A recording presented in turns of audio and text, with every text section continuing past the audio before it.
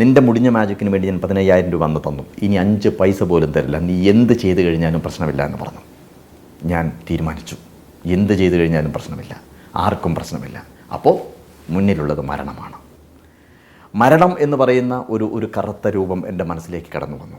ആ കാലത്താണ് ഞങ്ങളുടെ നാട്ടിലേക്ക് ഇലക്ട്രിസിറ്റി വന്നത്, കറണ്ട് വന്നത്. കവളമുക്കട്ട ഗ്രാമം എന്താ പറയുക, ഒരു ചെറിയ ബൾബിൽ എന്താ പറയുക, തെളിച്ചമില്ലാത്ത ബൾബ് കത്തിക്കൊണ്ടിരിക്കുന്ന ഒരു ഗ്രാമമായിട്ട് മാറിയ കാലമാണ്.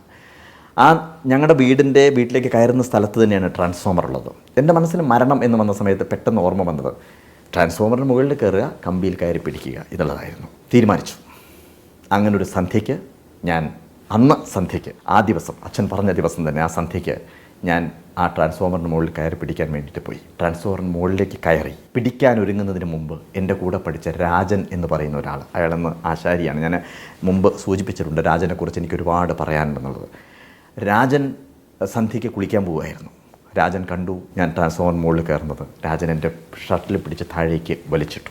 എന്താണ് സംഭവിച്ചത് എന്ന് എനിക്കും അറിയില്ല. രാജനും പൊട്ടിക്കരഞ്ഞു, ഞാനും പൊട്ടിക്കരഞ്ഞു, എല്ലാം തീർന്നു.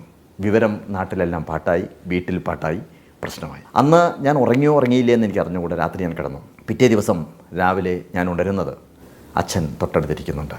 അച്ഛൻ്റെ കയ്യിൽ പണത്തിൻ്റെ കെട്ടുണ്ടായിരുന്നു. അച്ഛൻ ആ പൈസ എൻ്റെ കയ്യിൽ വെച്ചതിന് ശേഷം പറഞ്ഞു, പോയി ലോൺ അടച്ചു തീർക്കുക, വണ്ടി സ്വന്തമാക്കുക.